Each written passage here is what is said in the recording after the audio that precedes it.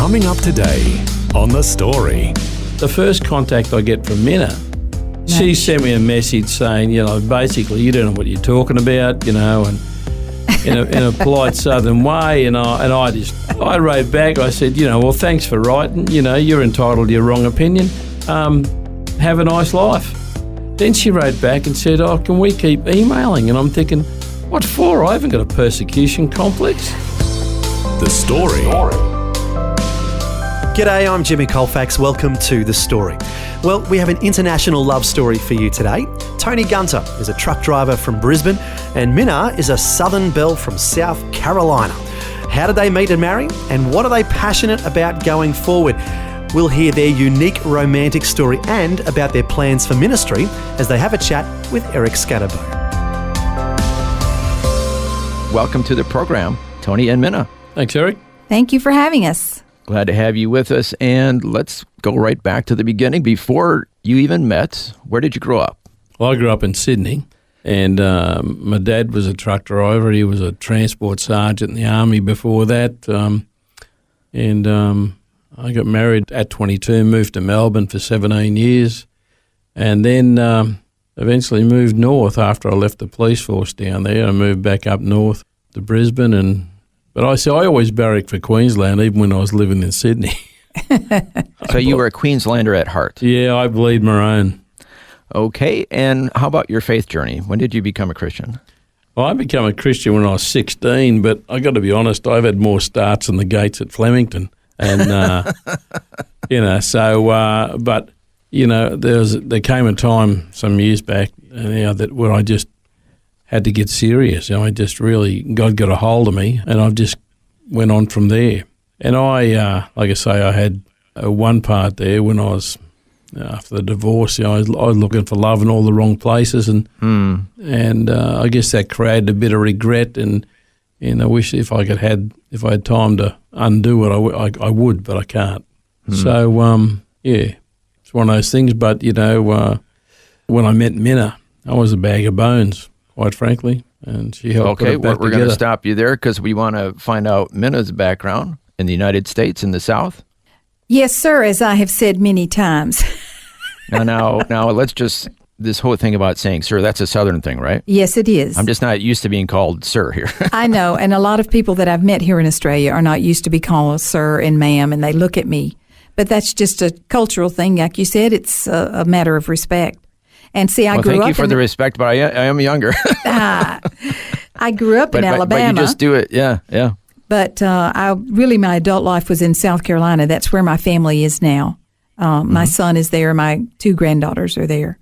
And I became a Christian at the end, actually, of my first marriage.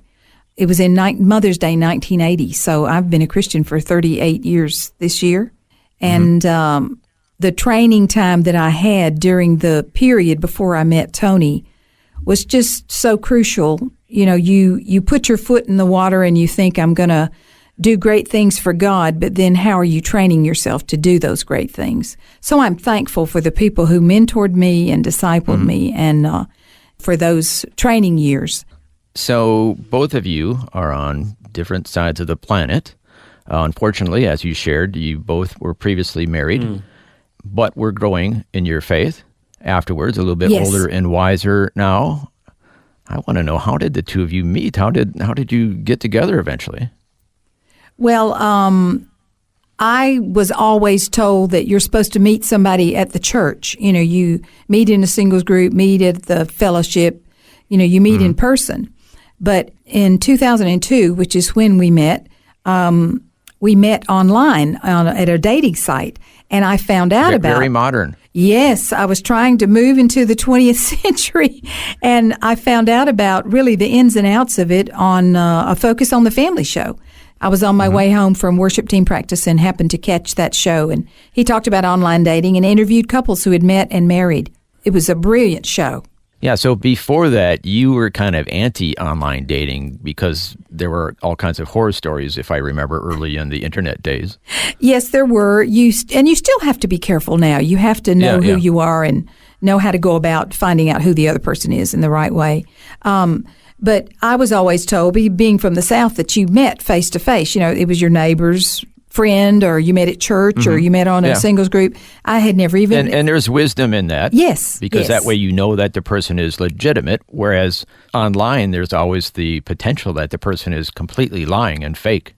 Absolutely. And unfortunately, I met Tony, and our story is brilliant because God was in it.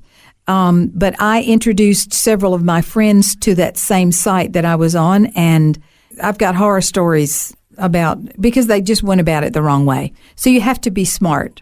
What is the wrong way and what is the right way, briefly? Well, I believe it's if you include other people in your conversation, even whether you're in another state or whether you're around the world, you can't just You mean like their family members or their pastor? Family members, friends, friends, church, people who have known this person for years, Kind of like references. Absolutely.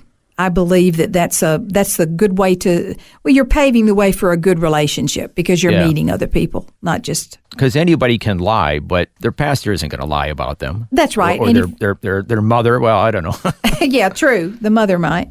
But if you've got a room full of people who are giving references, then you figure the percentages are good that the person's telling the truth. So Right. You don't want to get online with somebody and then meet up with them the next day and say, oh, I know that person. They're this, they're that. You don't know them. That's ridiculous. So. Yeah, and you do want to meet in a neutral spot. Absolutely. I've heard. Absolutely. Yep. And there's nothing wrong with meeting in a group either, So. That's right. Oh, yeah. But see, we met, on this particular site, you're allowed 250 words. Well, I wrote a page and a half. I was interested in turning them off as well as turning them on. And explain that. What do you mean turning them off? Oh, well, I outlined who I was and what I was about. And if they weren't serious about their faith and about, all that sort of stuff, I wasn't really interested. And so you see a lot of the profiles that I read, some of these women would say, I'm a Proverbs 31 girl, but when you read the profile, you think to yourself, no, not even close, lady. And because so I put in my profile that if you're going to tell me you're a Proverbs 31 girl, you better tell me you're a Song of Solomon's girl, because Proverbs 31 leaves a lot of stuff out about marriage. And I said, really? I said, it's just a list of potentiality in three areas of a woman's life. And there's some people that think you can find all of that in one woman. I said, you'd need 9-day weeks and 36-hour days. Well, anyway, what happened was the first contact I get from Mina, who happened to be teaching a class on Proverbs 31 at the time. Oh, so she would know her scripture let there. me tell you, mate. Thank you very much. She sent me a message saying, basically, you don't know what you're talking about, and in a polite Southern way, This is starting really good. Oh, You don't know what you're talking about. I wrote back. I said, well, thanks for writing. You're entitled to your wrong opinion. Have a nice life. And then she wrote back in a polite Southern way, sort of told me I was, egotistical, whatever. And I wrote back, I said, no, you've misunderstood. You've misinterpreted ego for confidence. I said, I know who I am, I know where I'm going, I know what I believe. And in terms of ego, I said, you've missed it. I said, my only statement of worth once trickled down across and touched the ground. So once again, thanks for writing. Have a nice life. So you weren't interested, it sounds like. Well, I was certainly not interested in getting into an argument about, Bible stuff. I'm just not interested in that sort of gear. But, and then she wrote back and said, oh, can we keep emailing? And I'm thinking, what for? I haven't got a persecution complex. But see, Eric, what he didn't know. Yes, Mina, please share your side of the story. Well, what Tony didn't know was when he said, my only statement of worth once trickled down across and dropped on the ground, that's when I fell in love with him, right then. And I knew that God had called this man to be in my life and vice versa. So I said, man, I'm going to run with this. And I have never been afraid to share my opinion. There you go. I just put it out there. So I wasn't afraid to share. But that's a good start. You can be yourself. That's right. And you need to be yourself. Yep. If there was something that he said that I didn't agree with, I always made sure that I let him know what my opinion was. And he did the same. I think that's so important because you can't just be somebody's yes man. You can't just say everything they want you to say. Yeah. Because that's not even true life. That's Exactly. Well, I just had a friend recently who was kind of corresponding with somebody in another country, and they were about to meet the person in person. And they said, we are just made for each other. We never disagree about anything. And I'm thinking, honey, that's a not red sounding flag. too good. Yep, exactly. Yep. Absolutely. Okay, moving along in your relationship, where did it go from there? Well, we talked for about almost a year, and then I finally went over in October of 2003, and we married 12 days later. And see, when he made plans to come over. 12 days later? Yes, sir. After meeting? Yes. Because you've got to include that year in our relationship. We'd talked for a year. We had talked to each other's families. We'd included all these people. We laid our cards out on the table. There's nothing we didn't talk about. And we had mutual friends. We decided to meet in a place where we had mutual friends. I had a place to stay. He had a place to stay. We could meet. I knew it was going to work out. But see, he hadn't figured it out yet. So I had to give him room to figure it out. So she says she fell in love, and I say I walked in really slow. And that's the way it was. But when we met, I knew. And so you think, okay, where do we go from here? Well, I told him from the beginning when we were first talking. So you were the one that was very quick. Absolutely. I was the one that was very quick. He was very slow. But I told him, I'm looking for a husband. I'm not looking for a friend. I got plenty of friends. I'm not looking for somebody that I can just have a chat with. I've got plenty of those people around me. I'm looking for a husband. And I want a godly man. I want somebody who wants... You knew what you wanted. Absolutely. And I think you have to know that. You can't just wander around and hope that you hit the right ball with your cue. Nah. And in my profile, I think I said something along the lines of, if you're looking for the white picket fence, I'm not interested. I'm looking for the Lone Ranger's girlfriend. And that didn't scare Mina off? No, sir. It did not. No, she doesn't scare too easy.